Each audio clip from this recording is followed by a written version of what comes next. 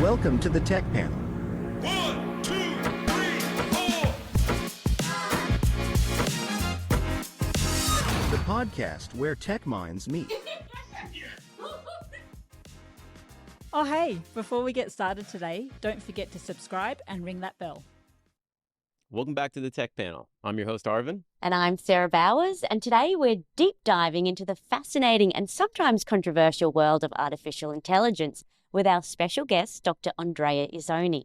Dr. Isoni is the Chief AI Officer at AI Technologies. He's also a global speaker and a recognized thought leader whose research and expertise span cutting-edge applications of artificial intelligence. Andrea is also the acclaimed author of Machine Learning for the Web and shares insights with thousands through his popular newsletter, Thoughts About AI by Human. In this episode, we'll explore some intriguing, provocative, and possibly contentious topics around AI, ranging from cybersecurity threats, business disruptions, workforce impacts, to AI ethics, and more. This is the Tech Panel. Andrea, welcome to the show. Welcome. Thank you for having me. Thank you for joining us at 11 p.m. at night over in the UK there. Thank you. Firstly, I wanted to start by getting you to explain a little bit about what you do. So I read that you have a PhD in computational fluid dynamics. What on earth does that mean? And yeah, you got it wrong. Computational fluid dynamics. Computational fluid dynamics, isn't that what I said? Amateur. tell us what it means and yeah, tell us a little bit about what you do. Yeah. Apart from your internal debate on pronunciation of words, is basically a combination of physics, math, and actually software, as in software development code, to understand how fluids, air is a fluid, water is a fluid, etc., behave in certain situations. Therefore, is in a practical way, for aircraft, for rockets, all of that. And or understanding wind or structure around winds, vortex structure like tornadoes and things like that. Wow, that sounds incredibly complicated. How are you using that in what you're doing now with AI and with technologies? It's indirect. What I mean by that, there is a bulk of knowledge that is common to any, I would say, scientific work, which is basically you know how to code, you know how to read equations and write it and understand what an equation doesn't do. And if you tune a parameter in an equation, okay, you should understand what is going on, or is supposed to be the impact of that. This is the common ground of basically any real deep engineering work, including within the machine learning engineer job, data scientist job, etc. Now, my work today is basically I manage AI project, which also means I manage teams, but I got involved as well in get my hand dirty in code when if necessary. And therefore, again, the basic of any scientific, deep scientific job, including machine learning engineer, is again software development and understanding equation and what to change in an equation, what the impact will be. And therefore, that's what I really got my PhD. The application is different, obviously. That it was vortex structure and fluids, etc. Here's the application is making an AI robot or a solution or whatever better, etc. Wow. Did you always think you were going to be heading for AI or a career in AI? I'm just trying to imagine right now, if you go to university for a degree in computational fluid dynamics, I don't imagine a way where it branches typically into AI modeling. How did that come about? Yeah, but obviously the answer is no. The reason is easy because there wasn't such a thing as a data science when I started. When I started the PhD, it was about to start, at least in UK. I'm living in London, by the way. In UK, it was about to start when I finished my PhD. It was about 2014. And therefore, no, it couldn't be possible. So that's really the answer. But then you, as I say, you try to figure out something that is what can you do with your skill set? And these, since about something that I first like it. Second, I could employ the skills that, as I said before, I was developing during the PhD. Yeah, I guess it sounds like, almost like the perfect experience to go into AI, because AI is so much more complicated than just the coding. There's like a philosophy behind it. There's governance. There's so many different things involved in there.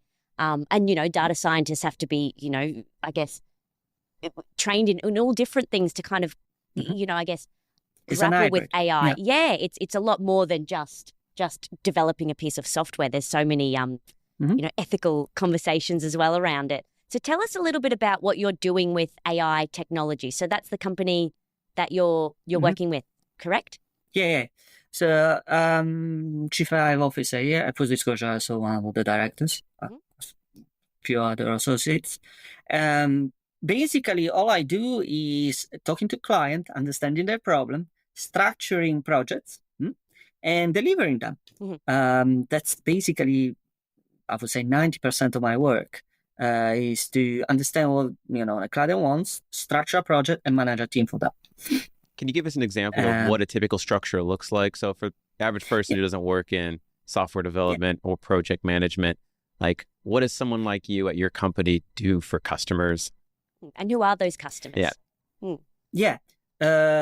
First of all, just for the last question, the customer can vary really, from founder startup to government institution, etc.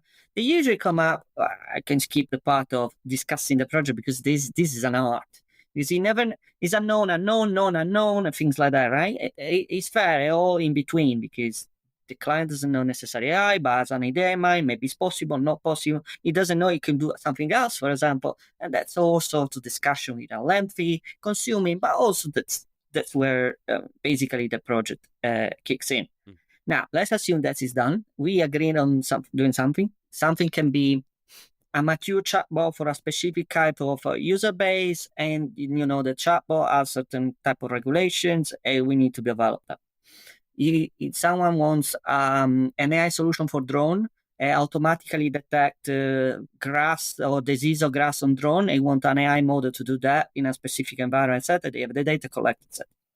Someone wants an anomaly detection solution for malicious behavior within a intranet. It's also basically a cloud environment within a company, and people that could access to that, like guests, something like that. A malicious behavior model that tell you basically if someone use the intranet, so the IT infrastructure inappropriately, then you have a flag or an alert system, etc.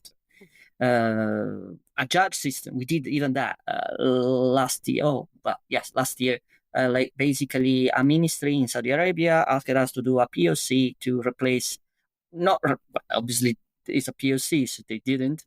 But the idea was to understand what's possible for car accident. If you have all the information and the information of of previous judged cases, can an AI model judge a car accident like a judge would be, and what will be the accuracy? In this case, was 95%. So we understand what the client wants. We understand if they have the data. If they don't have data, by the way, not necessarily it's game over. There are ways to go around and quality of data, security data, etc. We structure that.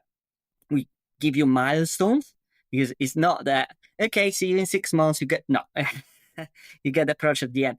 No, it's there are usually milestones with risk situation in which we, as much as we can, we explicitly say, look, if we get to this stage, it may be possible we cannot get further for whatever variety of reasons, or we need that data. Without that we cannot do, but we could do something else, etc. So there are milestones along the journey.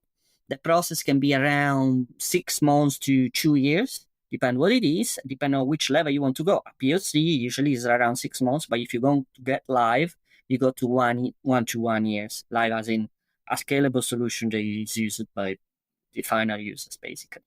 Yeah. And I follow all the process in between, in discussion with the clients and the tech team. So I guess to simplify it, would I be correct in saying that you could go into any business, you could audit their systems and see what they're doing, figure out what the problem is that they want solved, and then you say, this is how AI could help your business or solve this problem.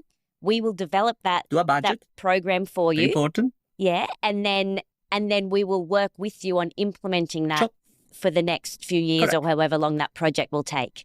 So it's Absolutely. almost Yes, a bit of that's exactly business what I do. consultancy as well as the AI, and you've got to kind of have all of those skills, I guess, in one to be able Yeah, to but do we that. actually develop the software, Yeah. The software then is got delivered to the client. It's not just consultancies, we tell you what to do. No, we actually do it and give it to you. Yep, and you develop that specifically and tailored to that Software. client and that client's needs to fix that Sure. problem. That's great. Yeah. Mhm. Wow. This is a classic example where we're seeing like AI everywhere right now.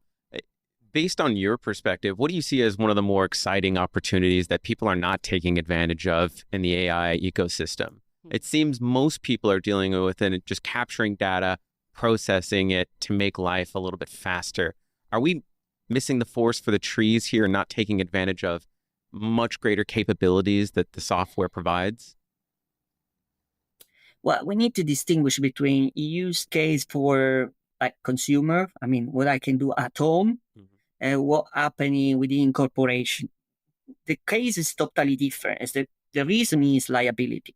I mean, if you got a wrong, case in your home, etc., is your liability, not big deal. Yeah. The reason why there is a refrain in business is because they need to check their liability. Obviously, there are people involved on if got wrong with someone in the company should be responsible for it. That's exactly what that person that usually stopping. Fair. It's actually fair. Even if the risk is small, why should I risk? I mean, in my company, even if it's very small risk, it's a fair argument. So this is the first discussion to do. If consumer is the easiest, to say, look, just start to use it. Just start to use for, you're structuring something, even a receipt when you're cooking, instead of going to YouTube and finding a video to, fix the washing machine or whatever, you can actually try if the whatever the LLM you want to use as the instruction there. If you miss the instruction because you left the lift when you bought the washing machine for thinking that it's not important or whatever you put in the shelf, probably it's there. I'm exaggerating, but just to make you see that there are things that you couldn't even imagine. Even there are probably in these. The way to think about an LLM is imagine a huge database of common stuff. Again, a lifter of a washing machine that probably people either throw away when they buy it or they put in a shelf, who knows where it is. These kind of things, they probably all somehow intermingle in there in this large database of subject and easily retrievable. Okay, of course, you can Google it. But if you Google it, yes, you may find it, but you will not start to read the part that is important to you, etc. There directly you will find the part that mostly is important. To be fair, even Google now does it, right? When you Google Very something, handy. the first option is the LLM, really, not the full thing. Yeah. But it can be applied almost to everything. In the liability spectrum of easy things to do, yes, there will be easy, but there is also a liability thing that's for the company may not allow you to do it. You can still do it and sneak it in, but with again, the liability is the liability of the company that can be solved only on individual cases, etc. So even if it's easy, it doesn't mean the liability is easy to solve. Paraphrasing what you're saying here is for the average everyday person who wants to take advantage of AI in their everyday life, there's very little risk because it's just an individual taking the risk of trying to digest whatever information the system provides you. But for a company where the expectation is that there are employees that are the authors of decisions and liability or the risk for the company typically lies with that individual employee. Now what you're doing is you're introducing an unknown variable into how a business can operate, being AI. You don't have a relationship with them. You don't know what it knows or how it's going to present information. And you're essentially saying for an employee to start utilizing a system like that, you're essentially letting a system drive that person's role. And if the system provides bad information and the person doesn't take it seriously enough, they could potentially implement practices, policies, or anything that could be erroneous, not up to date, or any number of There's a lot of Yeah, risk factors a lot there, of and risk then they're factors. liable. So the This is businesses want to one of the reduce their cases. liability. There are many more. Yeah. More in depth of that, because at the end of the day, in that case, at the end of the day, the even if you do in your specific case, the user is responsible, right? So you cannot say, "Oh, the airline told me," and it doesn't exist. You heard, but at least to check at the end. Yeah. What he said. So that could be quote easily solvable, but there are many more things to solve. Look, to cite something I already say, there is a real winner for AI, for AI development, is actually cybersecurity. Because if you see companies are spending, companies in terms of investment and VC are spending huge amount of money to make this thing work and to develop even further, etc. But the return are mild at the moment. They will come, but at the moment, as we speak, are mild. 100% there are return in cybersecurity. Because the moment you have this is as you say, an additional thing to check within your infrastructure. They include a lot more risk. Another risk can be, for example, if you put information into this LLM, and this LLM is from a third party, what's the policy of the third party? Yeah, which information are you actually taking out from your company to a third party? This is a quick example. If there is any hacker or intruder within the system, can twist the machine to use your data in a way that you shouldn't do to your whatever client or relative or third parties to twist the account or twist whatever else into the system. Yes, technically it's possible. So you need to protect even that. So it's not just it's encompassing everything where you put in a business environment. Just not only, okay, we are going to benefit because everything is going to be efficient, which is true. But the problem is, what's the risk cost to having that? And what's the cost to secure that against the other things? It can be very possible. Obviously, there will be many cases possible, but it needs to be assessed. Yeah. So the benefit, as you said, the benefit is efficiency, but at what cost? What are the risks? Yeah, exactly. Weigh it all up. And that's something that you do. It needs to be assessed. Yeah. Absolutely. Yeah. And what do you think the biggest risks are at the moment for AI? It's too broad. Too broad. Maybe cybersecurity. Yeah. Let's focus on cybersecurity there. What do you think is the biggest risk from a cybersecurity perspective? Okay, so the biggest is deepfake, 100%. Yeah. And the reason why it's the biggest, because it's hard, is difficult to detect and close to impossible.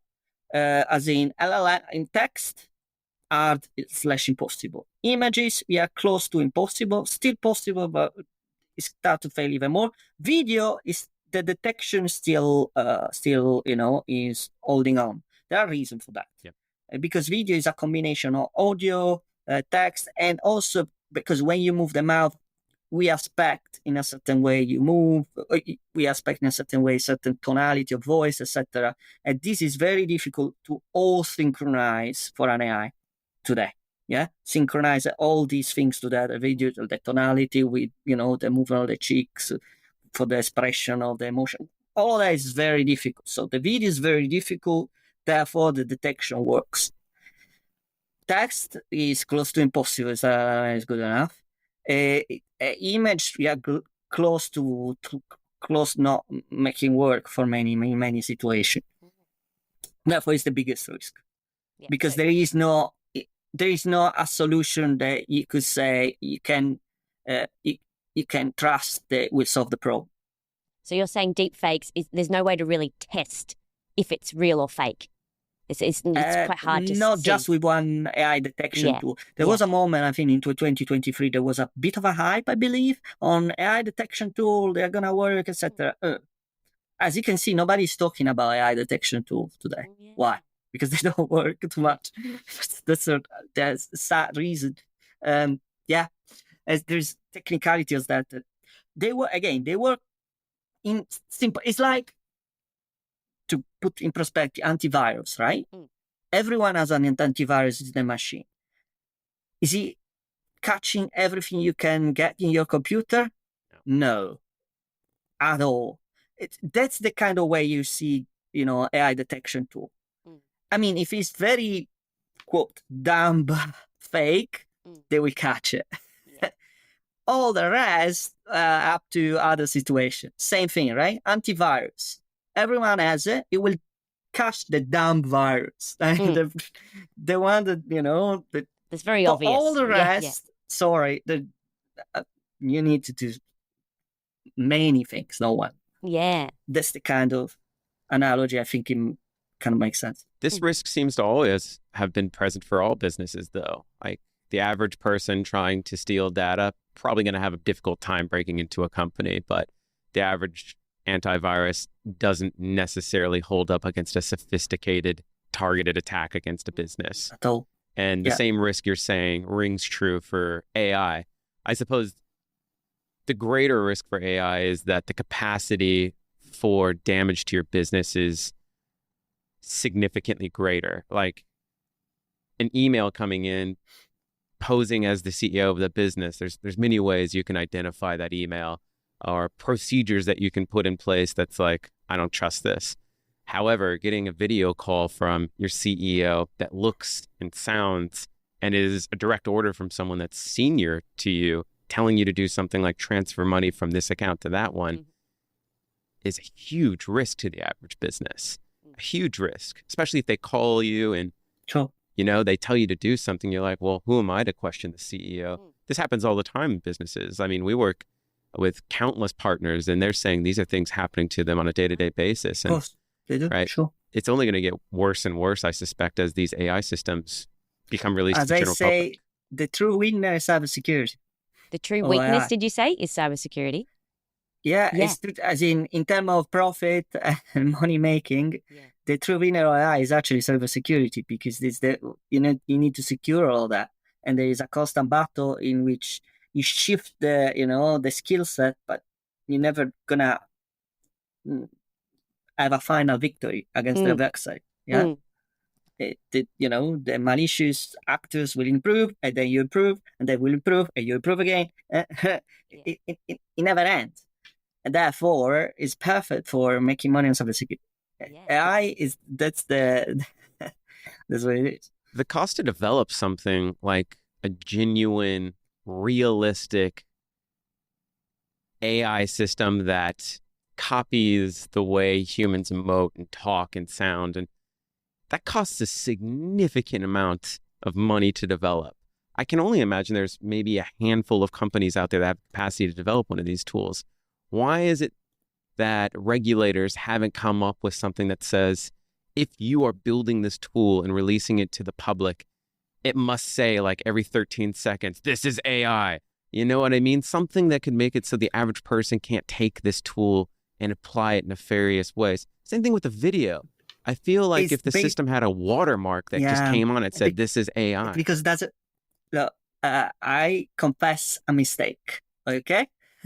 So every year in January, as a company, the main person is me, we release a state of AI report, right? Mhm. Every January, this January was the 4th edition. 4 years in a row we are doing that. Okay. The year before, 2024, I say the same thing. We are gonna, because every year we do prediction, yeah? On the next year, we're gonna see, etc.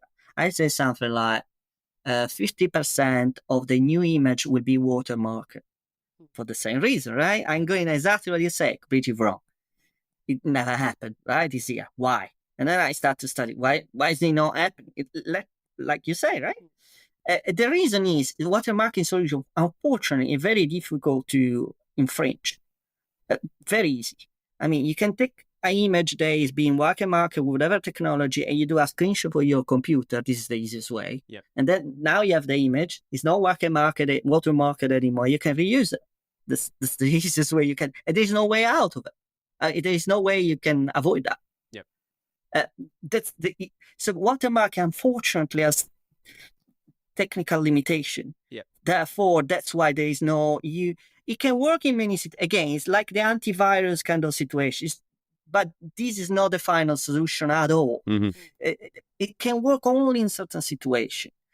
Therefore, there is no huge adoption. I see like AI and these systems being almost like guns. Like, why would the average person need the ability to have access to something that can copy all of the intimate intricacies that are associated with being human and use that as a product on the market? It feels like this, again, the risk for taking advantage of a system like this and using it in nefarious ways are maybe not as life-threatening as a firearm, but in the sense that what it could do to the average person's life is, the risk is huge. Why don't we just like have systems that say for public use, the mouth won't even be there. It'll just be a face, but the mouth is missing. So, oh, okay, this is an AI system. Again, like I think of the practical use cases that most people want is like, be cool if we had like a support system where if you called, a video comes up, it looks like a person, it feels like you're talking to a person. Why do we need to be able to trick someone into not realizing that it's a system? I feel like there should be something in there that tells you it's a system. Yeah. True. I do think there are at least guidelines on these things, as in when you talk about chatbot, it should be recognized as a chatbot. Mm-hmm. Unless there are other situations like for marketing purpose, I don't remember they use a voice of an actor on a kind of a chatbot avatar to marketing purpose or things like that. I don't remember what it is. If you come in my mind, I will do it. But for public service things, do you think there is something like that they did it? But as in a guideline that tell you, look, this is a chatbot or something like that. When you hear the voice, in customer service, and you're basically talking about voice. A voice assistant. And I think there is a guidelines. It's not enforced. Why is not enforced? Because again, we want to there's no way to guarantee it. And therefore there is a huge liability and nobody will do it. Well, I'd say maybe I'm wrong here, but my assumption is that it's not enforced because it wouldn't be as marketable if there was something that the consumer had that made it so you can remove the illusion, right? They want to be able to control, as a consumer, whether it's for nefarious purposes or market, whatever you want to call it, they want to have the control over how strong the illusion is, right? Like let's use the chatbot example. Just 2 seconds here. Mm-hmm. Sure. In the chatbot example, in the messages, the company's policy is to warn you this is a chatbot, but there's no legal guideline that says you must, as a consumer of this product and as someone who uses this product, have something in there that says this is a chatbot, right? Like if you start your business tomorrow and have a chatbot, what government watchdog out there is looking for people using this? It's up to you to put something in there, right? I'm not sure there is this straight limitation. I kind of should know the answer, but I think there is at least a guideline. Second, I want to add on that is very, very market dependent. I know a statistic from Japan. Now, okay, Japan is very different country from us, but apparently most people, especially old adults, prefer to talk to a chatbot rather than a real person. Now, why? What it is all other stories. So it's very cultural dependent and situation dependent. If actually a consumer would prefer to talk to a real person, knowing there's a real person rather than a robot, knowing there is a robot. So I wouldn't be strict like saying you're just doing that because marketing is better for everyone. Basically, you're tricking people. This doesn't work too well. Also because it can backfire very easily because people could realize that and then nobody trusts that. As in, I wouldn't go too far on that.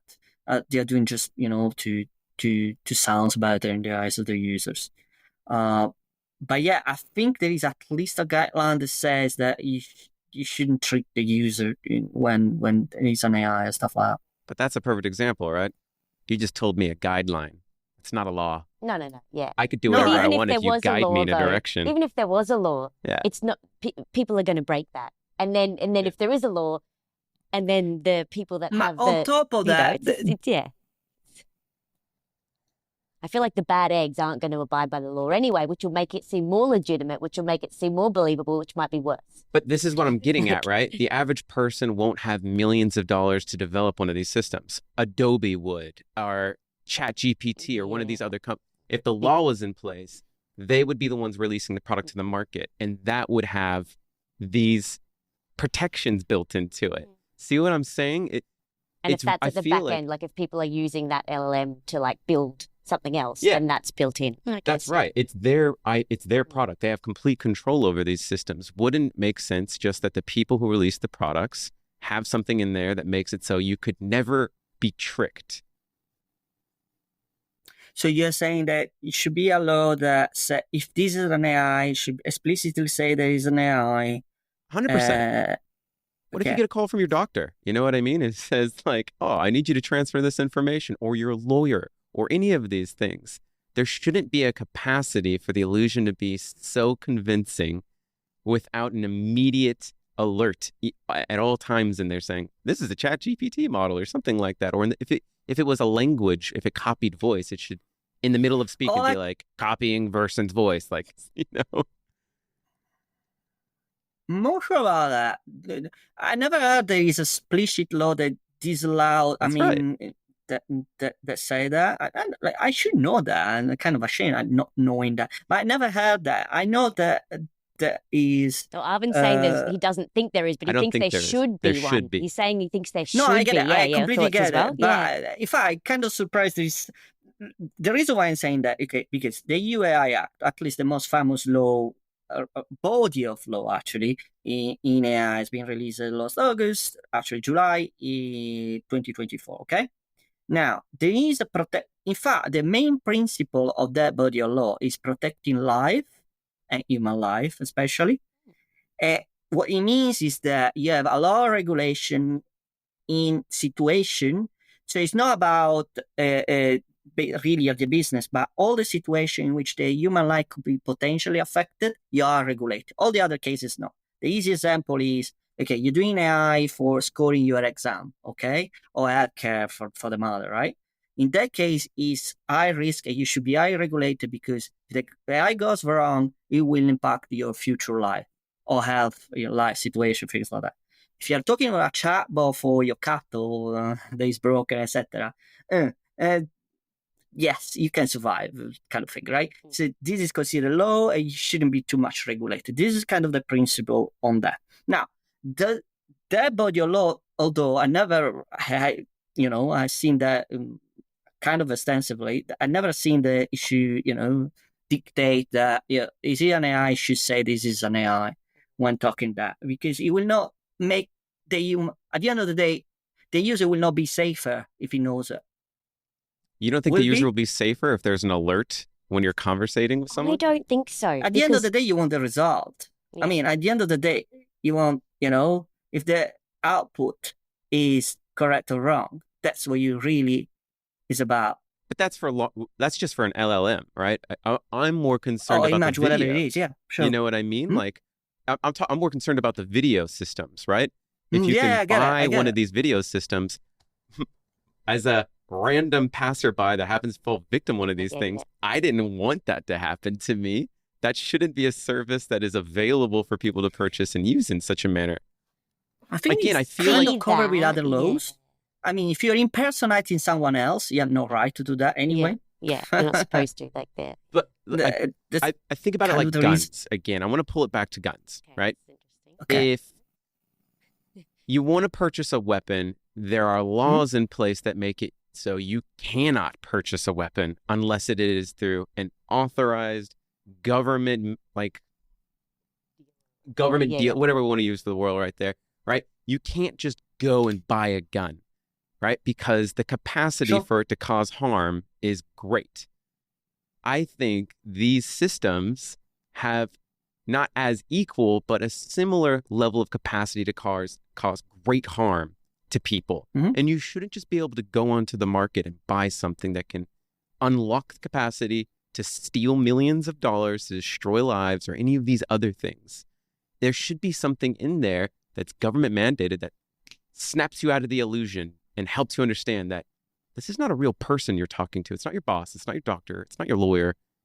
It's a system. I think there will still be the roundabout ways. The people that want to use it for harm aren't going to go and buy it from the reputable dealer and give their details. They're going to do the roundabout way, so it's off paper, and they're going to, like guns, for example, they're going to do that. Same with this. If you've got laws in place, people that want to use it for bad reasons aren't going to go through all the laws and put the watermark on it. They're going to not do that. Yeah, so it will not save you in any possible way. Yeah.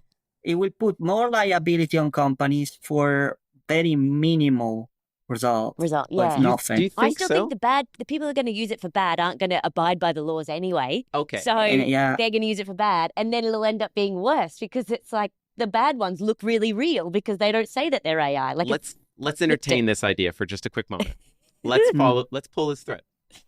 Let's say I am a gun dealer and I say, you know what? You can go and buy guns at an authorized place. And someone says, what's the point of having a government mandated place where you must go to buy guns? There's always someone that can get guns illegally. So let's just not put the laws in place because you can still buy illegal guns. I don't find that as a legit argument to make it so there should be mandated laws. The problem is the usage. So guns cannot, basically the usage of guns in mostly do some damage, good or bad damage for whatever, we can discuss it. When you're using a technology or LLM it's not just the damage. It can use for many things that nothing related to damage at all. Therefore, if you just regulate for the subset of the damaging, you're hindering and damaging all the rest of good activities. Yeah, the good stuff. Yeah. Wait, what do you lose? Well, when you buy a gun, we want to do that. It's self-explanatory already, right? I mean, it's the same reason why we don't put, at the end, so also a knife, okay? If you buy a knife, you should, in fact, certain knife, I think it needs to be at least 18 years old, the mere minimum. But again, it depends, because if that is used in so many things, putting a regulation, again, it's okay because it can be used only for the social activities. This is clear. I like your knife example. Everything else, I like your knife example because you just said it's like a knife. Like, surely we have like rules that make it so you just can't buy them at 18. But being as someone who lives in the UK, I don't live in the UK, but from the news that I understand, knifing murders and crimes are infinitely on the rise in the UK, and there's a wall made of the knives that were leveraged to attack people. Do you think but also there would be more knives used to cut vegetables? Diminish? Good. Here's the question: if you do a law on knife, a stricter rule on or law on knife buying or purchasing, will actually have any impact on decreasing criminality? Why don't we just get rid of the rules for guns then, or drugs? No, well, I think the knife is I think the knife's a good example. Like, you can use it, I would say, like 90% of the time, 99% of the time, it's used for good. It's used to feed your children. There's a greater good, like it's used for that. If it was too restricted, I can't do it's just... The problem is the broad usage of the tool. If the tool like is AI. Too broad usage with very, unrelated to damage, it's becoming a problem. With gun you can, because the usage is narrow in narrow a usage spectrum of usage. You already know what it's for. Therefore, you can regulate that. But when a tool, whatever the tool is, brought in so many different fields, and many of them is unrelated to arm, it becomes a problem. The regulation is ineffective now. And as you said, they do I have think that law in July 2024. You said that is there to protect human life. Like, so if it is going to be of harm to human life, there is laws to protect that. So there are already sort of guidelines or regulations in place for that, right? To protect human life. But again, it's a EU, there will still be bad eggs that will just abuse that or go around that or not care and use it for harm. I feel like I could take this in 100 different directions, and I'm so curious about like what's happening. Interesting conversations, because it just throws up different points of view or different ways to think about it. Because it is this space that's like growing so quickly. Like, I mean, it was like AI was the buzzword, and now it's just everywhere. Sure. And I don't think it's just a buzzword anymore. It is ingrained in our society now, and it's going to be more ingrained in the future. So it is something that's just moving so quickly. And these sorts of laws and guidelines, I think, are always adapting. Is that correct? That they're always kind of evolving. And someone like you that implements it in a company, you're looking at the guidelines for that company as well and how they should implement it. Yeah. So are you asking if the law and regulation are changing a lot? Yeah. Yeah, but yes and no at the same time. Yeah. You're So doing it within your within your business where you are consulting for another business. Sure. You're kind of building Yeah. it into that, correct? Oh, absolutely. Yeah. In So fact, that's how we do full disclosure, by the way. I'm a ISO committee. ISO is International Standard Organization. Awesome. For people don't know, the most famous one in 27001 for cybersecurity or 9001 for quality. Basically, company want to certify their quality standards or cybersecurity standards in the organization. There is a new one called 42001, which I'm one of the committee members for the UK part.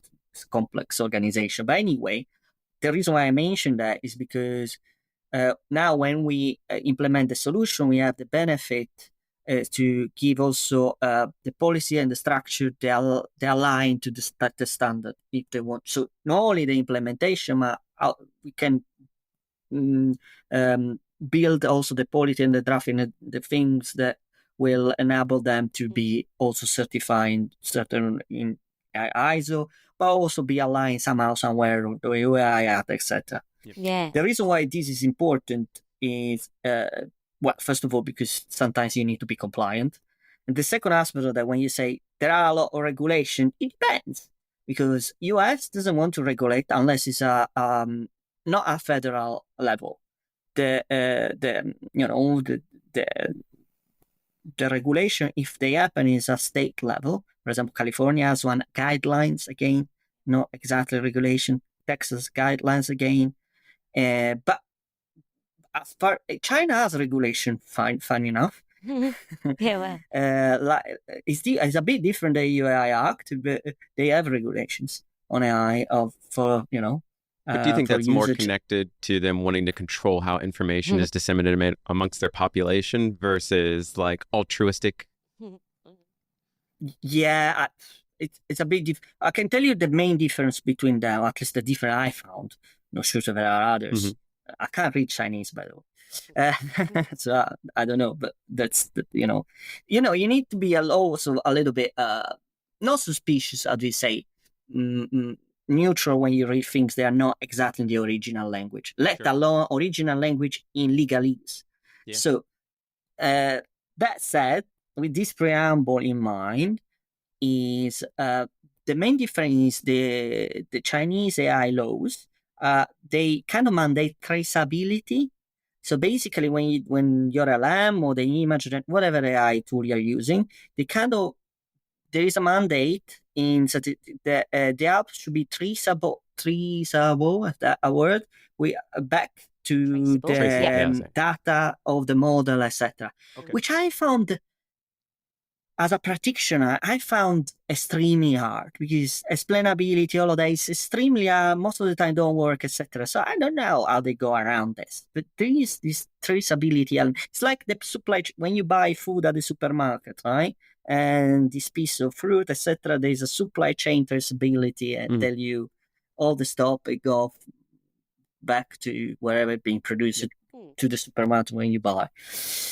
I understand the concept. Now, doing that is another story. It's extremely different at the moment, if not impossible. Yeah. I thought surely it must be easier, though, for an LLM, right? Like, if there are published sources on the internet which were scraped in the creation of the model's predictions, why can't we have it reference that? Like what I do, and I usually do use research purposes, I use the AI tool for research. I will say, tell me information about topics that I am not informed on, and cite sources. Oh, 100%. That's easy. No, that's easy. But this is like you're saying, you talk. Yeah. Yeah, that's easy. But there are cases in which, let's say, invent a document for a new story Okay, on I see what you're saying. a blue phone. For instance, also that. Um, you can invent stuff. Of course, you can ask explicitly, give me traceability of that. Mhm. Where did you find this inspiration, or is it you can? But obviously, it's invented as you ask it. So there is part of it that doesn't ground on anything. Is it kind of like you're implying AI in its learning capacity learns a lot of things in passing by just absorbing data across wide different areas, but it wasn't, whereas some areas where it's actually formally taught, like maybe it's read chat conversations, posted on like support articles, and it's learned things from there. But it's also learned more formal areas where it's got an actual published medical journal where it's got information from a source like on a chat where it may have copied or scraped that data. It wouldn't be able to potentially cite that if it wasn't formally. Yeah, no, okay. We need to do a good distinction, right? One, as we already do, right? If you formal data, you want cite everything you say need to be cited. It's possible. In fact, we have even done as a company specialized model that does that. So every source is, but sometimes, in fact, I would argue sometimes not even, because if you want just source of information, you can go on Google, right? It's faster. If you just want the list of sources, sometimes it's even faster. What you actually, the benefit of this is not only, so you start with some ground truth, and you want to know what the ground truth is, the reference, but then you add a little bit. You want some conclusion, some analysis on top. That is, again, is an analysis, something on top, something can add on something that that is, you can say, invent. Yeah. In fact, now it should be. Then it's based on the model, based on good you are on many things, on prompts, etc. That is good or not. It's completely invented, make no sense. Could be ever. Okay. So you're saying it's sort of expanded beyond the capacity of it just referencing information. It's grown smarter and it's able to actually depends on communicate the question on a more personal level. It has opinions. Let's call it that. You can ask for an opinion. Yeah. But you can ask on, I don't want any opinion. Yeah. But the problem is, if you don't want any opinion, the difference between using that and using Google, it becomes a little bit narrower. Okay. The reason why it's so good is that give me an opinion on something so I could, I will look good at dinner tonight. And easier to, that's good. I would say tonight at dinner. That's it. Just to give you an example, right? But that's if you just want a list of sources, you're probably faster online on Google, to be honest. Well, at the end of the day, I think it's a great idea. I think if a government says, if you're going to use this system in our country, our people are entitled to understand where you captured this information from. Because people, I mean, I do it all the time. Like, how many times have we ever used an AI model where you ask a question and you're like, is that true? Yeah, let me Google it and actually fact check it. That's exactly what I do. Like, you'd like to know where the source I don't always is, whether trust it's traceable. Yeah, I see that. Yeah. But the problem, even if you cite the sources, doesn't mean that the conclusion will be agreeing with the sources. Yeah. So True. How do you use the sources? That's right. It's becoming, it doesn't solve anything, basically. Well, not, you can manipulate. How many times, without being, I don't want to be controversial at all, but it's very easy, right? Let's see, even a newspaper, right? They cite sources. Yeah. Now, can be citing it can go with against the source, and you don't know really, because it can twist the word. It's flimsy. It's like trembling waters on these things. So, yes, it's a good thing. So I'm not saying by the way, I'm not saying it's a bad thing to cite sources. Right? I'm saying that it's not the holy grail of, there we go, we solved the problem. It's not the main solution. Yeah, it's not as big a solution as like it's kind of made out to be. It's written into the law saying it has to be traceable. Oh, that sounds great in theory, but in practicality, it's a lot more complicated. Yeah. What would you, as a, so you predict a lot of AI, I guess, trends and, how it's going to evolve. As you said earlier, every year you sort of write a prediction of it. What are some of the things that you think are some of the predictions with AI, and then also some of the solutions to some of these problems that we might have talked about? Okay, well, prediction are quite a few. In fact, I tend to forget. But for example, no. For example, I can give you one. Let's see hardware, for example. Obviously, everyone just talk about NVIDIA and stuff. I still think NVIDIA will be still on top in terms of hardware, as a best performance GPU available commercially. But do you feel that it's time for a mid-market to basically start? What I mean by that, there is a market for people that want the best performance, no matter what the price is. Yeah. And that's NVIDIA, basically. Yeah. It will keep being NVIDIA, at least for this year. Then it become, the more you open up the market and you have certain other solution, you may realize that, hey, I need a good quality. I don't need to splurge on, the best quality available. I still want a good quality for a good price. Yeah. That mid-market will start to emerge, I think, this year. We probably AMD, one of the main play, not main, will get a good proportion of this market. Yeah. I think we are kind of that situation. Other can be, for example, this is long to talk about that, but so AI solutions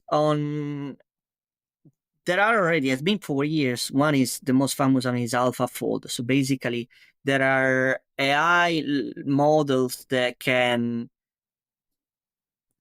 look, technical person will kill me hearing that, but they will invent or let's use the word invent, which is inappropriate, I know, but invent new molecules or, let's use the word new drug even more, but new molecules or invent new things in biology or specific things in biology, things like that. AI model can kind of do that today. Okay. And I think this is going to accelerate, especially with the discovery of with the mass market adoption of things like Ozempic. Have you heard about Ozempic? Yeah. Or Wegovy? I think it's called the drug for diabetes or weight loss or things like that. Yeah. Now, all these things combined with these, the already known fact that you can use model to quote invent new molecule, etc. More than invent is a complex thing. So molecules actually is a molecule works only if is as a degree of orientation, and you can imagine the amount of permutation, the way you can orient the molecule is huge. Now, these things is actually possible through various. That's why it's called alpha folding in different direction, etc. And if you discover the right orientation, then you have a molecule that is useful for something. That's folding. I explain a little bit more. Hopefully, it's clear.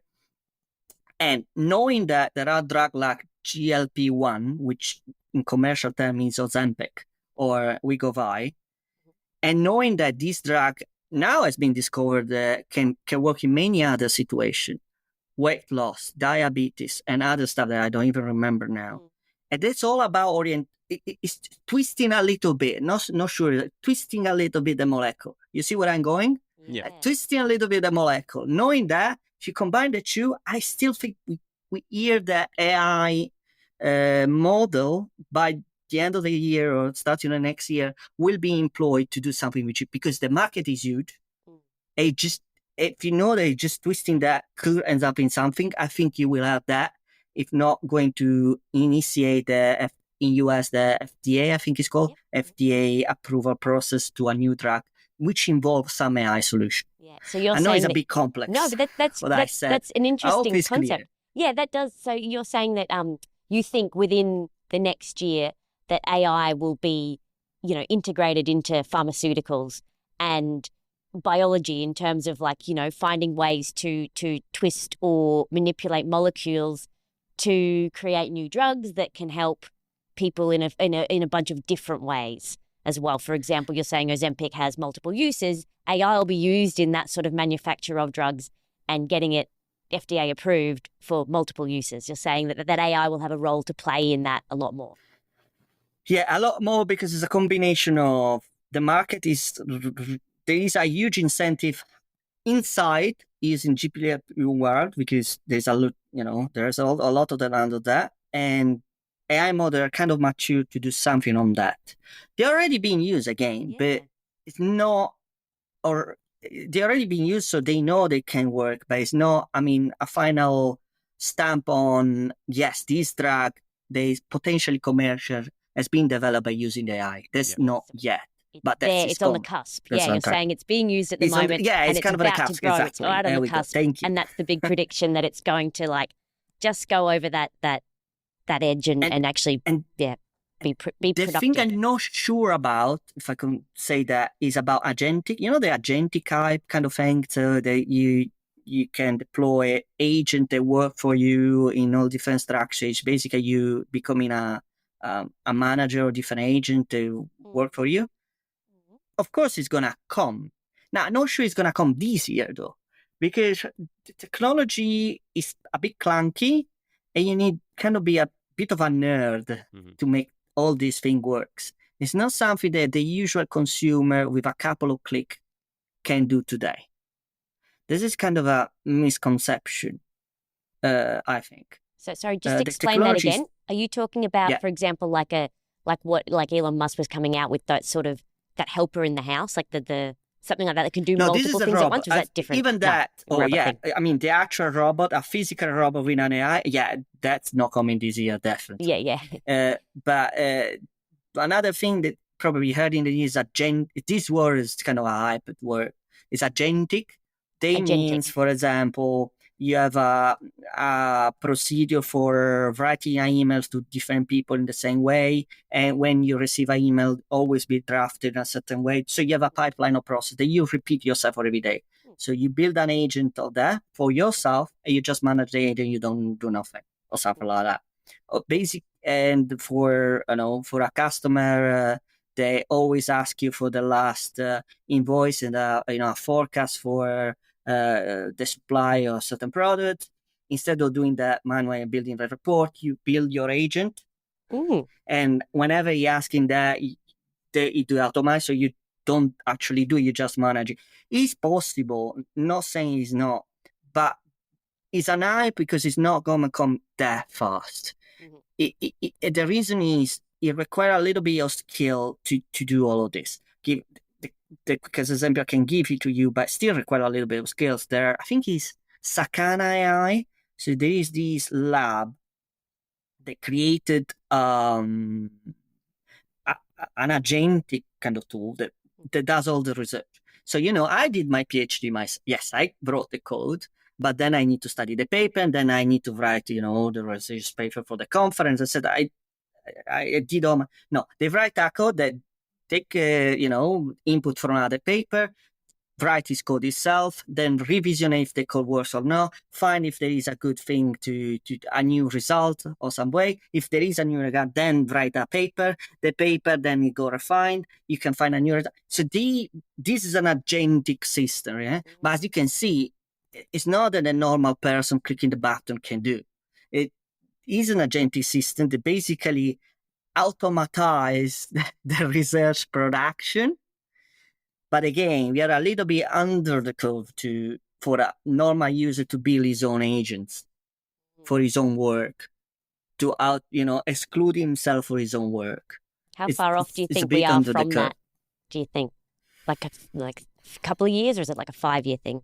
No, it's okay. The issue I got is about infrastructure.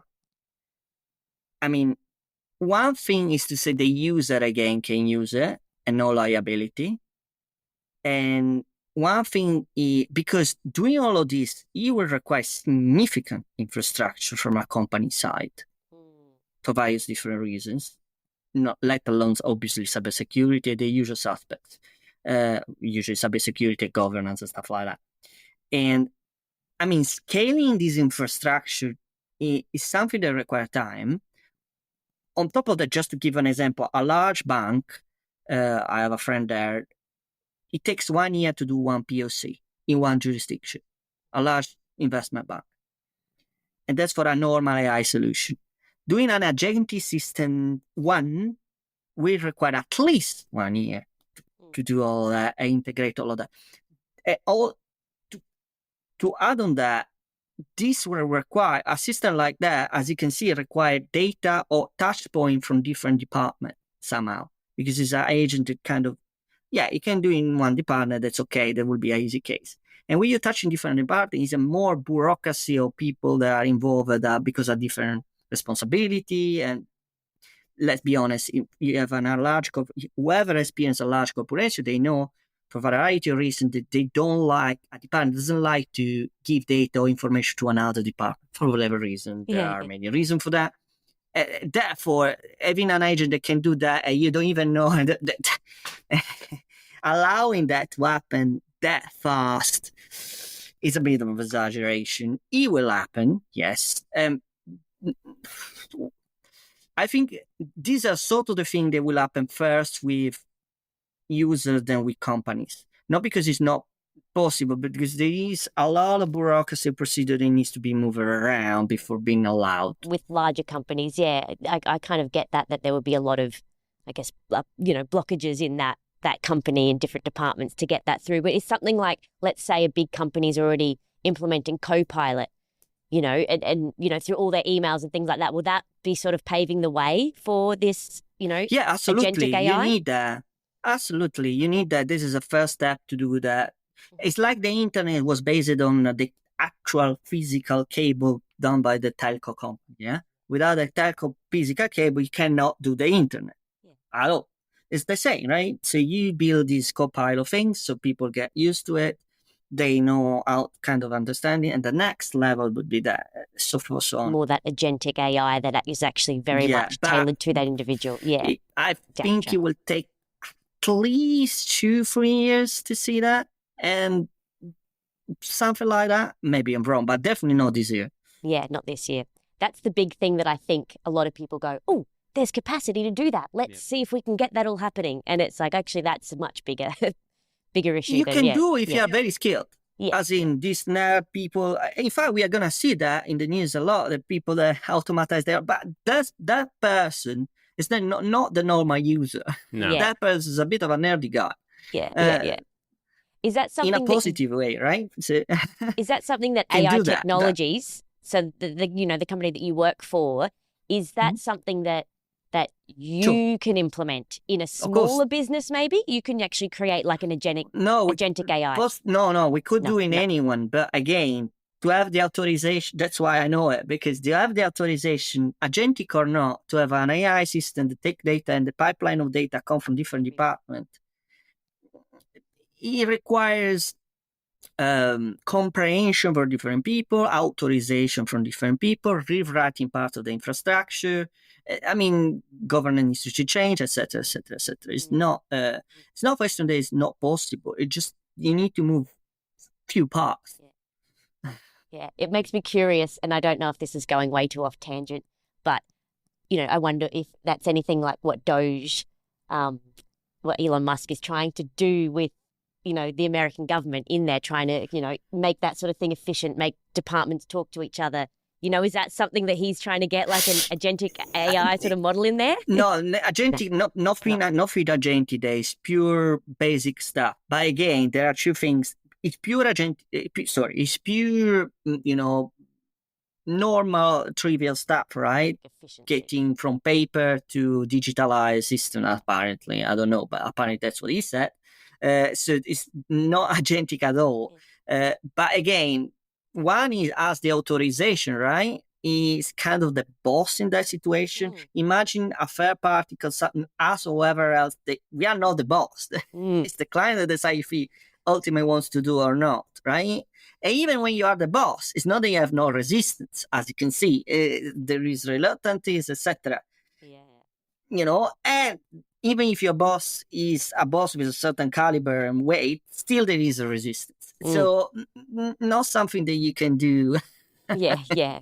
I was curious to know. I like thought he that. would be someone that could get something like that if he just like streamlined it. I don't know. I always do this because I always like to pull these strings a little bit. But you said earlier that we can start to use these agentic models to make things like drug development easier, more streamlined, and design things quicker.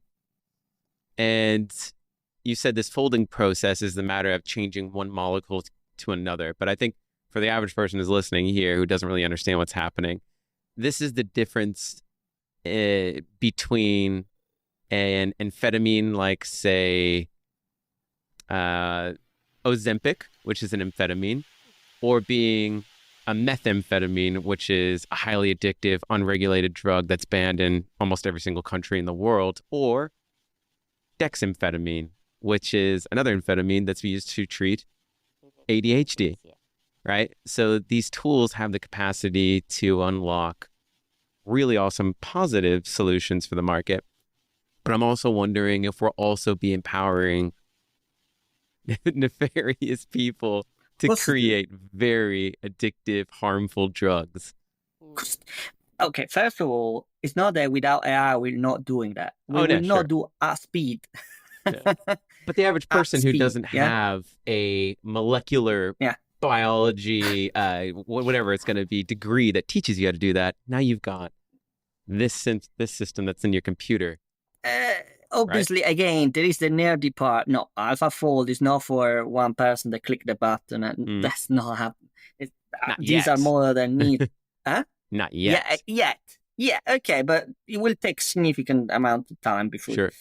No, at least I don't think in the next 5 to 10 years it's possible that people just click the button and then, a new protein. Thank you. No. Again, there's the nerdy component. Even here is even more nerdy component because in the biology, you need to twist the models. I mean, even me, probably not exactly able to use it. I mean, it would take at least 1 year to be able to. Sorry, we'll just pause for 1 second. We've just got someone coming in here.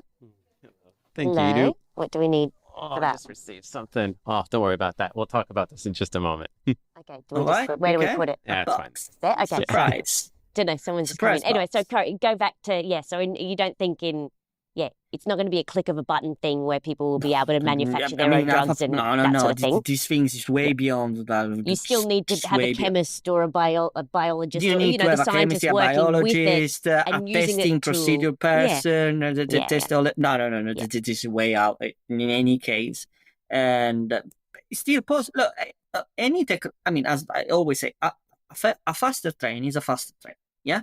Then you can decide to spend more time with your family because the commute is shorter, or commute longer for getting to the next city, and and that's obviously not malicious assist on that. But hey, that's the technologies. But we decide as much as they will make you tell you that AI consciousness and all that, and you don't make any decision. You make it become a slave of AI or whatever they say. I don't believe in that.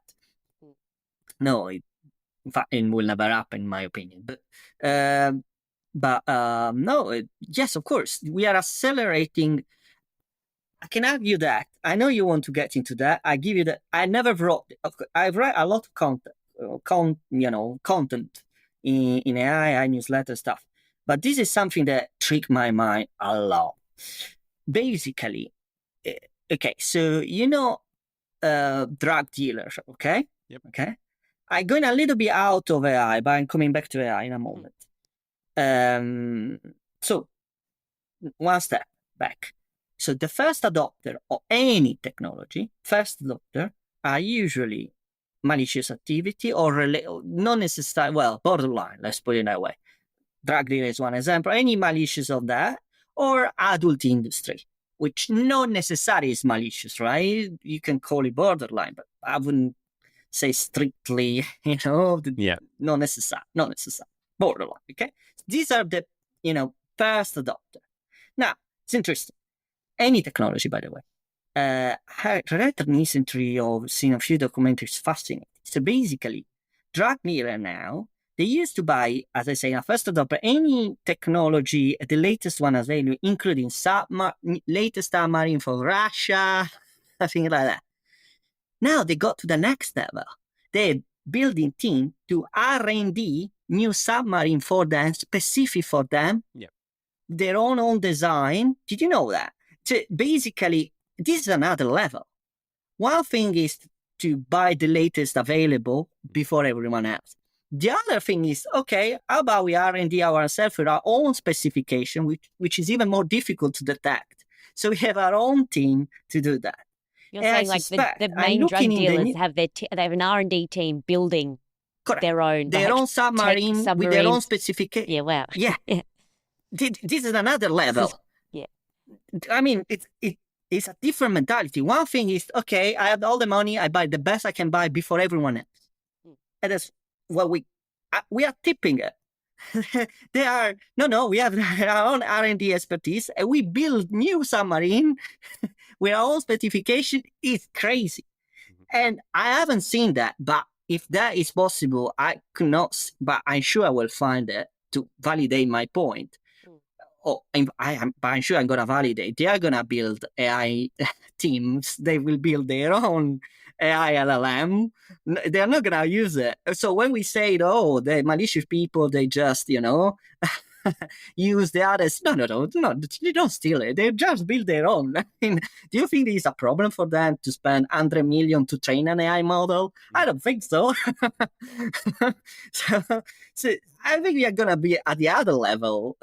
I haven't found any proof yet, but bear coming soon, Yeah. If not coming now, I just don't realize it's already happening. I just haven't any proof to do that. I mean, if they do a submarine, their own specification R&D. Yeah. They're already building an AI model that's probably more powerful, they'll be working on that stuff. Yeah. Imagine that, but it's also a shift in, I would say, in capacity, because imagine a drug dealer, even, how would I say, skill set, right? It's not an unsophisticated person. Half jokingly, I can imagine myself doing a very pleasant conversation with this drug dealer. I mean, he knows a lot. It would be a pleasant conversation. I half joke on that, but you get the point, because he's not a person that is illiterate. I mean, if you want to manage your own R&D team, okay, fair enough. They have plenty of money, but still you need to understand something if you want to manage your own R&D. You need to, first of all, specify what you want, the specification. It's not just you buy. Buying is, quote, easy. Buying your own to build R&D is another level. Yeah. So you need to be kind of skilled and literate in that. Yeah. Right? They're running them as profitable businesses, and they're business people, and they're experts, and they're intelligent. They're running very, very intelligent, sort of complicated businesses. Yeah.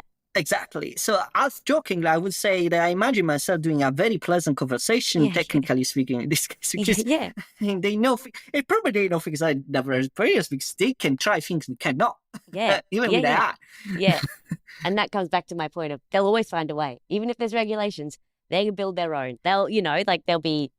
I exactly. They build, not they buy. And because we have the mentality that the criminals, because that's what happens so far, right? They steal or they buy illegally. They buy, but still buy, though, illegally from around. No. They're not building themselves. Not buying anymore. I mean, this is another level. Yeah. I think the difference where I'm coming from is that with LLMs, the genie was pulled out of the bottle long ago. They made it public, how to build it. Here's the technology, encourage the world to build their own.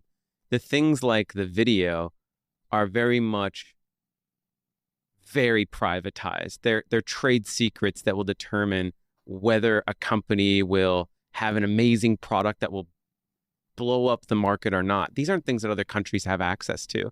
For them to try to build that from scratch would take maybe a decade or longer, however many years it took for the private company to get to where it is right now, because that isn't public information that's available to the market. That's still owned by private companies. That has been years and years hundreds of millions of dollars in the making and is owned by them, but the government has the capacity to get in front of it and say, if anyone is allowed to take that from you, this is the way it should be used. I know we can't do that with LLMs.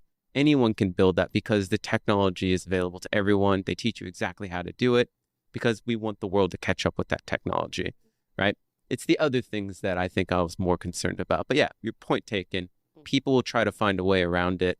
But I think for some of these other ways, we still have the ability to get in front of some of these problems before they become a big issue for the world. Yeah. Yes.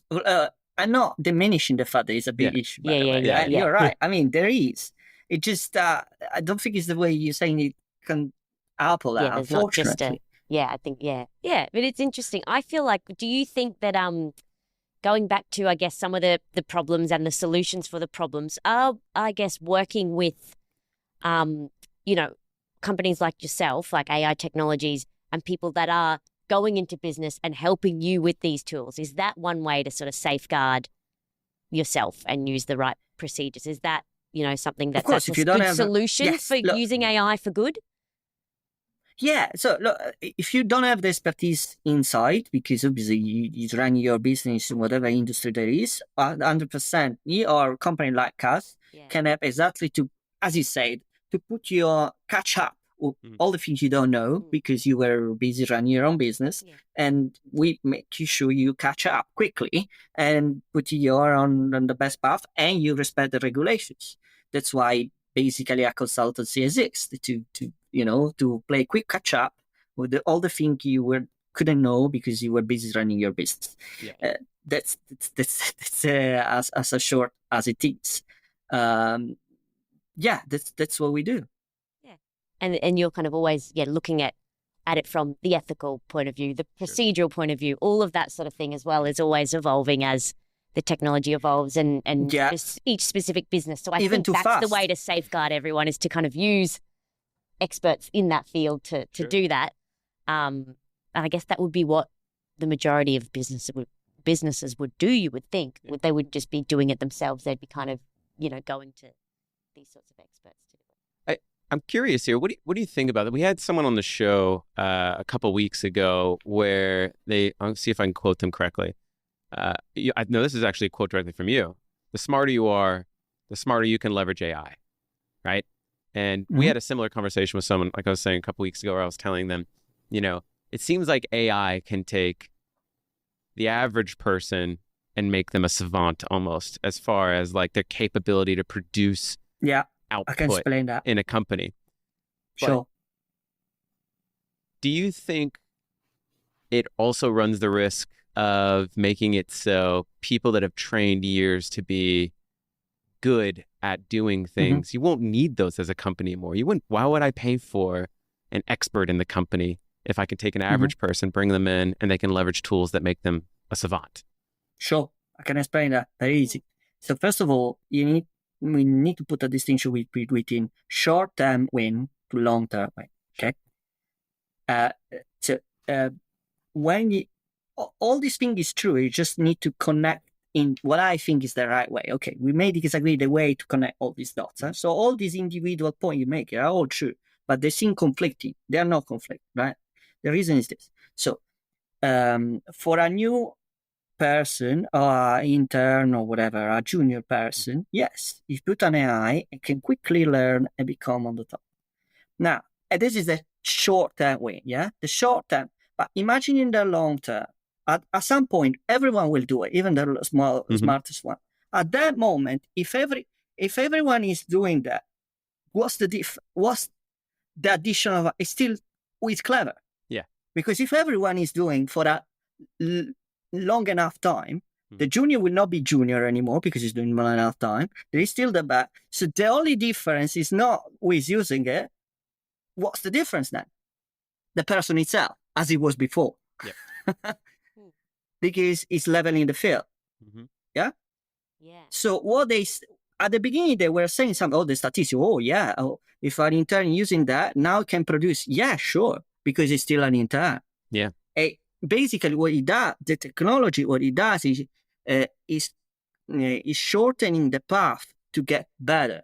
And by the way, if you're even smart, if you're intern and medium, compare an intern that is medium, an intern that is very clever.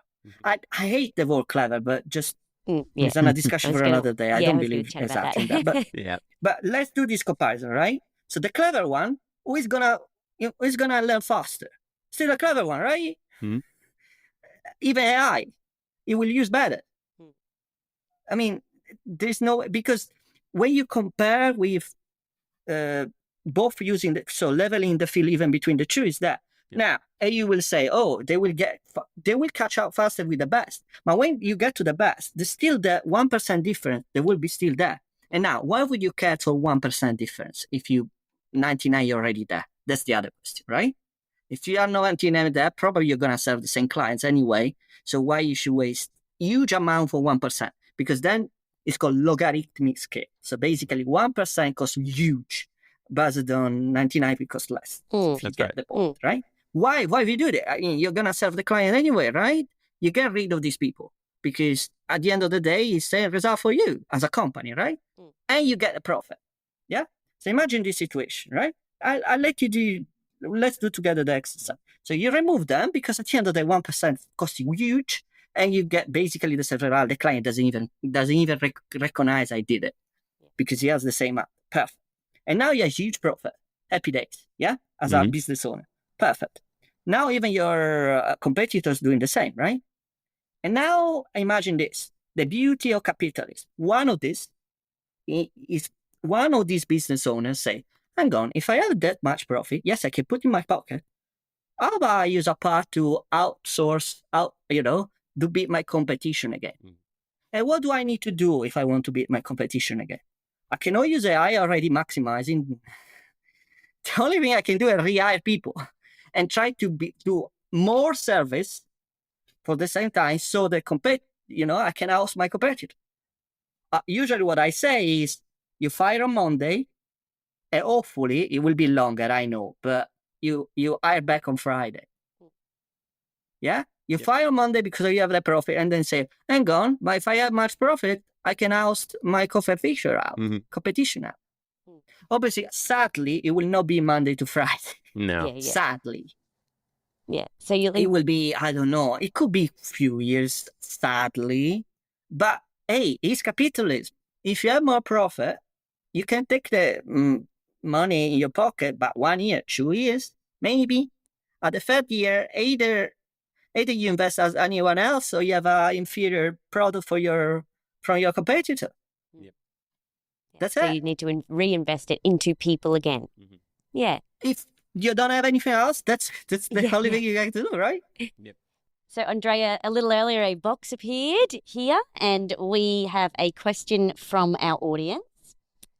So it is, what are the skills for the future if everyone is using AI? I think that's really a good question because I'm always curious to know, what people will need to, I guess, what skills will be important if everyone's using AI and, will it be interpersonal skills? Like what are those skills? So first and foremost, I see that so many times. Look, for those of you, don't get offended, okay? But the first thing they need to learn is to type fast. I know it seems trivial, but I see so many people, including sometimes consultant employees I have,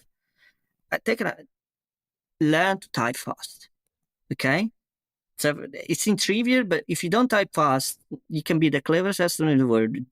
Okay? You need to increase the... Now, there will be one day, even that will know important. It's called brain-computer interface, but that's not the point. We are not there. We are far from that. So, learn how to type fast, first thing. If you do that, you probably are going to maximize that already.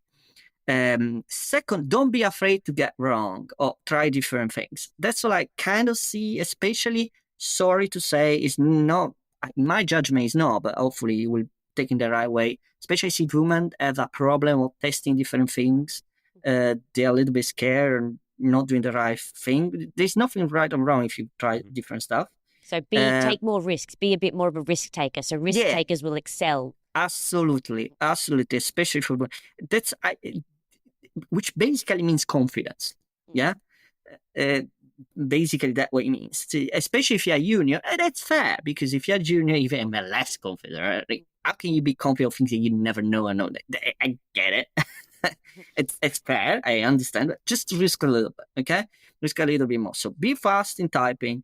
Risk on different things. Try different things. Don't worry if you go wrong. Okay, well, no, with a grain of salt. But that's the point. If you're just doing these things, so basically take your anxiety down when you're trying different things you don't know, and be okay with that. And typing fast, I think you're already kind of good in your learning career, in learning fast, basically. I'm trying to give few acts to learning fast. Okay, try different things, go around, don't get too affected, don't diminish yourself on the confidence, and type fast. If you do this thing on the communication part.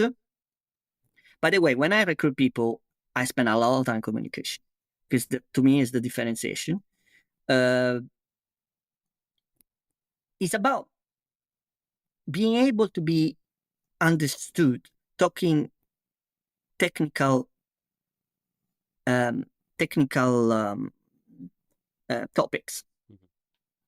Obviously, in my case, it's a highly technical topic, but everyone has a technical topic if doing any job, right? And so marketing, I suppose, they are their own, technicalities and stuff that I don't know. But you need to be able to be understood all the time by anyone. If you can do that, to me, from a working perspective, communication, you're doing it right. Now, here's the problem, especially with nerdy people like me. It is a problem that can be solved only by time. Okay. The problem is this. I have a bachelor in physics, then I did my PhD in computation, fluid dynamics, etc. What does it mean? It means I studied a lot. And when people study a lot, it doesn't open their mouth too much. Apart from the exams, because most of the time you're reading. I mean, your mouth is literally shut. Yeah. It just is the way it is. If you study, you didn't move your mouth too much. So that's something you need to catch up later. That's what I did. Yeah. You see me that hopefully I've been, intelligible as I speak. But that wasn't granted, because most of my young years were with my mouth shut, because I was studying, apart from the exam when I needed to speak. So it's a way around. So many people learn to talk a lot, but they didn't study too much. So you need kind of a balance. If you want a balance, it's not necessary, okay? But definitely, if you want a career in what I do, you need both. The only reason I say is time, because obviously, if you study, you're not moving your mouth. It's like that. Yeah, so you definitely need the communication skills. You need the knowledge as well of that study. You need that balance. If you want to work in tech or AI, you definitely need to have those both. At a high level. Yeah, at a high level. If you were just in any business, do these things ring true in terms of your skills for the future? If you're in any business, because AI will be part of your workflow, that you need to learn to type fast, take risks, have good confidence, learn fast, and communication if skills. If you're a plumber, I don't know. Don't think so. I guess if you're a physical plumber, but I guess in business, those skills would still be needed. Do you think the skills of the future, people will need to learn how to write code? Do you think that is important? No. Or anything like that? No. Because I've heard that you should teach kids. You should teach kids how to do that now. Teach kids how to write code and learn code. No, I don't think. No, okay. It's a long discussion today, but I can say a few things unrelated. Maybe I can relate if I let a little bit more time. So first of all, one of the predictions is actually in the State of AI report. I think it's the last page, like something like, at some point, everyone will talk Pi English. Mm-hmm. Pi is come from Python, which is a programming language. Yep. Yeah. English is English, so Pi English. Why I say that? Because with AI, what happens, the barrier to learn to code. What happens is you type whatever, write me a script, write me your HTML, the website page or whatever, and they write to you. Now, what happens is it almost right. It's still, there are tweaks or things that are not exactly right. So you need to modify that somehow, okay? But you don't know exactly what it is. So what happens is, but at that moment, 90% that, there's just 1% left. So it's a huge incentive for you to learn at least a bit of that, because it's just 1% that.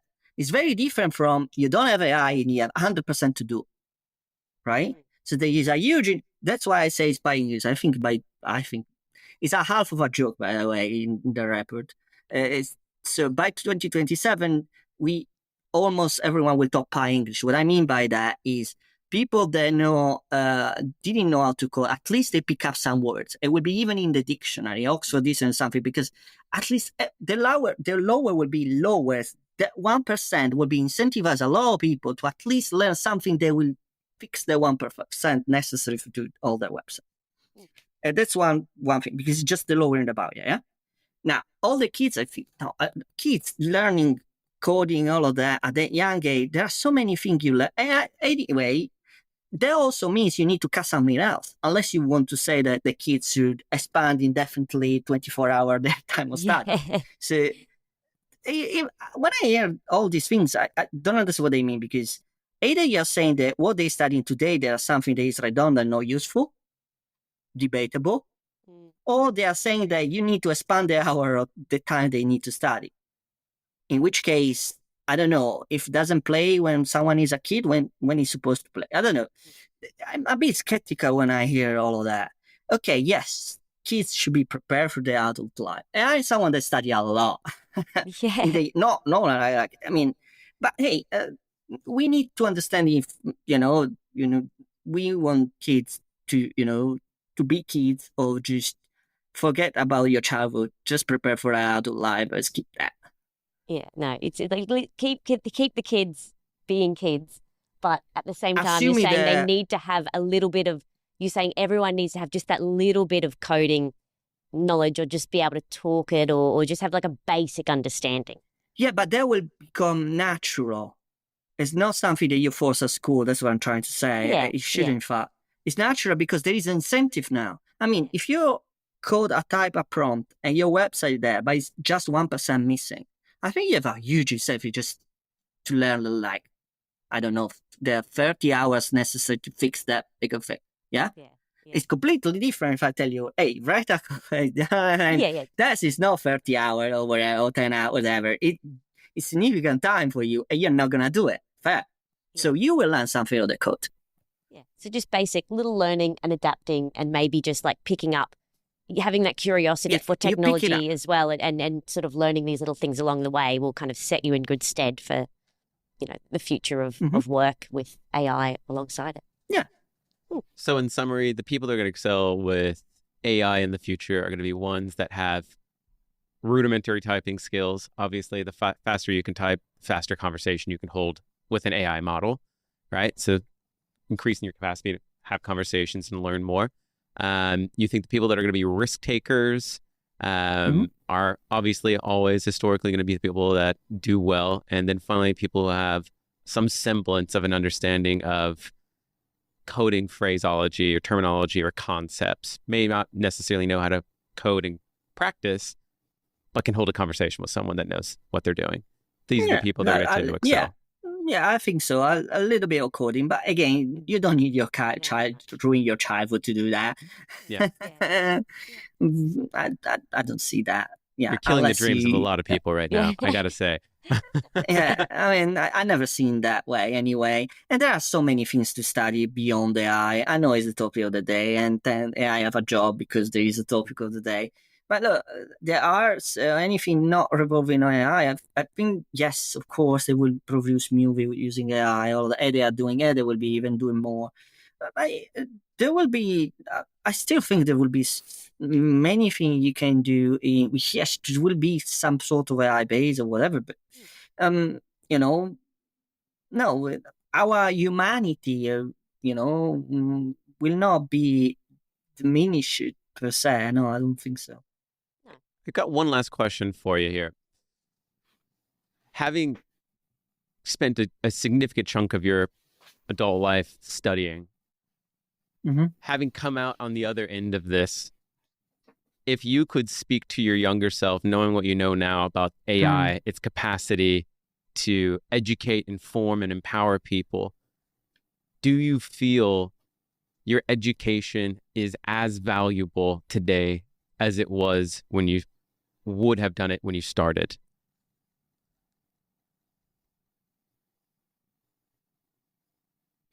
I think so. Because at the end of the day, what I really learn, yes, I think so. There are a few reasons. One is, this is one of the way I don't like cleverness, etc., because it's implicitly say something static. Mm-hmm. If ever I see something like clever, I don't think it's something. I'm more clever than I am 18. And the reason why I'm more clever now is because I put the effort and study so much. I understand so many things. Without understanding so many things, I wouldn't be able to use AI, even prompting AI. It's not the same as a person to study 30 years. Not me, by the way. I know it's not about that. It's a person who studied 20 years will not do the same prompt as a person that didn't study his basic knowledge of English, right? The only way it would be the same is the AI, the human is completely out of the loop. Then obviously it doesn't matter because the AI, it doesn't make any. But we'll go to that, adapt it, not in the foreseeable future. The only way to remove completely ourselves, then no difference, right? But the moment there is still this difference, is important because that's the only way you refine. Refine is an unders because refine means little improvement. I think I massive improvement myself over all these years of study. So it is not so much of what I study. It's the fact that I put the effort, I study, especially I encounter, try to go over, when I say before about, the young people that do mistakes, and when I see mistake or they in front of their own anxiety, etc., sometimes it's mistake in your head, right? How many times there are mistakes in your head? You think this is an important thing not to get wrong, but if you detach a little bit, it doesn't matter if you got a mistake. It's on your mind, the anxiety things, right? Mm-hmm. The ability to diminish your emotional bad emotion, by the way, no, all the myself, etc. At least in my case, I learned with time. I going to the effort of studying and trying to calm me down and still studying and focusing, etc. I could not see being able to become less anxious in a difficult context with a difficult thing to study because without doing that, if that makes sense. The fact that I did something difficult like physics, etc., was difficult, at least for me, allow me to calm down my own emotion, because when you're something different, you judge yourself, oh, I'm not able to do it, all that. Calm that down, just don't keep doing it, is something that it cannot. So sorry, I'm debating, but the answer is the idea of perseverance. I hope it's clear why I'm doing this internal debate, because it's not about what I study. It's the fact that I think that I put myself in the risky. It makes me laugh to say the risky position, the person that studied. Yep. What was the risk? That I could do another job and fail the exam? Fine, I could fail the exam. You see that. Yeah. That's what it is. Yeah, it's the art of studying and learning, I guess, as well. Like the skills you have are the skills in learning, in overcoming challenges, in perseverance, in adapting, in things like that. Like that form of study actually built you up to where you are now in terms of those things. Yeah. Equally important, if not more important, in all the process, not to forget your emotion and anxiety, etc., and be able to calm that down, not listen to that much, etc. That, in fact, probably that is even more important. Yeah. But that has been triggered. I mean, the learning of how to hold all this negative emotion and anxiety has been triggered only because I did something difficult. Yeah. So you knew you could without do that. I could not learn. Yeah. I know I can do a physics degree now. Yeah. So I don't need to worry about this other thing because I know I've got that. I've got As that long as confidence and that it's anxiety. not because it's physics, it's because it was difficult for me. Yeah. So you've overcome that difficulty, so you can now know that you can do other things. Yeah. I suppose why I raised that is there seems to be battle lines being drawn today where people are picking sides between whether or not they feel a formal education given to today's access to tools like large language models and such are they're putting people on more evil playing fields, whereas someone who had the ability like yourself to spend 8 years in a university to learn these things, whereas in South I can just go on to a large language model and get that answer myself without having learned everything. I get it. Can I add one thing? I think Sure. it's very important. It's not about a formal education or any. In fact, Sorry, that's what quickly, my question is. Do you think do you still feel a formal education is as valuable today as you believed it was when you started 8 years ago? I can elaborate a little bit more. It's important. Sure. So first of all, I did a talk in No Degree podcast. I think it's nodegree.com, the domain, I think. In fact, in which I asked me, I was it was a pleasure for me to give that talk, how you can become an AI engineer or machine learning engineer, data scientist with no degree. Yeah? It is possible. And nothing against that, by the way. If I recruit someone, I don't necessarily look at what degree you have. However, it's more difficult. And why is more difficult? First of all, it's more difficult because I assume you cannot afford the university, you need to study, etc. Even the time is more, so you need more commitment.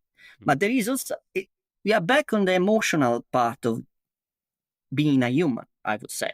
So if I am in a degree, for the good or the bad, I'm within other people, and these people not necessarily, they kind of push me because I don't want to be less than them, etc. There is kind of a competition, etc. And there are many variety, but you get what I point. If you are in a no degree or alone kind of situation, you're alone. Yeah, no one else to compare. No push, not this push. It's way more difficult to stay on the path and focused. In fact, it's more difficult to do without negative. It's not impossible, it's just way more difficult. It's not because it's formal. It's because it's without that.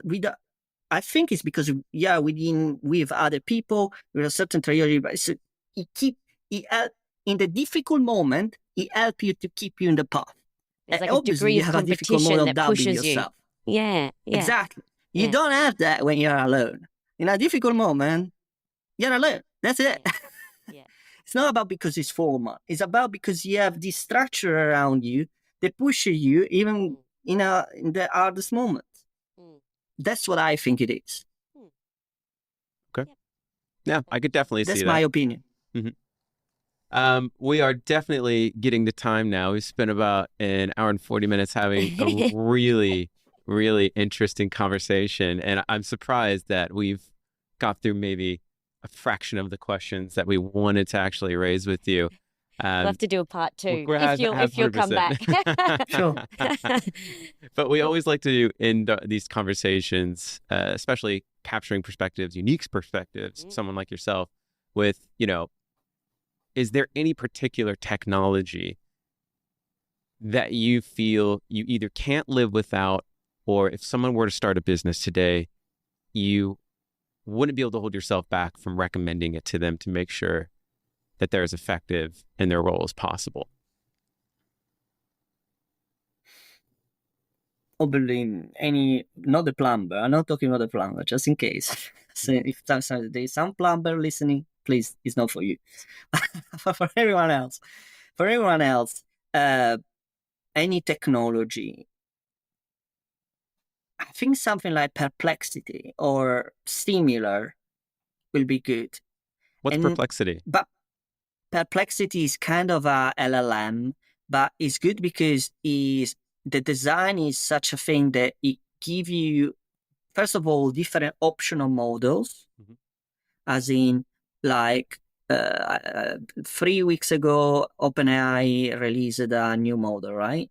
In 1 week, it's already there. You can choose different models. So it can give you option. So you will never be below the trend, whatever that you are. Okay, because today I think Claude releases a new model, right? It should both be the best. If you are in OpenAI, you cannot use it. But if you use it to like a Perplexity, you will be always asked to the latest available without changing anything, Oh, kind of thing. But it's important to not be lazy. But hey, it depends on the individual who I am to tell them. But because if you're using and not checking, etc., you will have, again, we come back to, you will have the short-term advantage to be seen as best, perceived as best. But if you don't put the effort, you're reaching a point in the effort you didn't accumulate over time, it will not make you better. And therefore, you start to lose to the people that use as you, but put the effort which you did. You will not realize soon, though. That's a problem. You will have quick wins constantly until that moment, but that moment would be too late. Sorry. Yeah, you'll be relying on it too much that you'll lose your other skills, and then you'll be just like status quo. Whereas other people that have still built their other skills, put in more effort, And you will not see the will be difference. above. Yeah, until That's the problem. down the track. Yeah, You will not see the difference between these or three people, right? The apple will be the same. on That's a the personal problem. level, Until true. it's too late.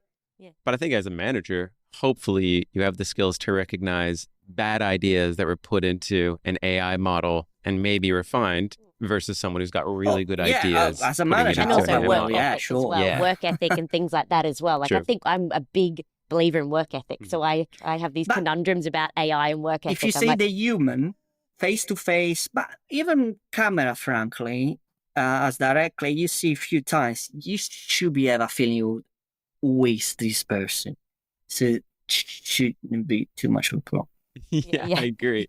Andrea, it's been an absolute fantastic conversation. I can't thank you enough for joining us on the show. No, thank you. Help our listeners understand where they can find you and hear more about what you do. I understand you've written a book. Take a moment to sort of walk our audiences through that. Sure, of course. Well, my main point of contact is actually LinkedIn. I cannot accept everyone, but I read every message. If you want to write, email is andrea@aitechnologies.co.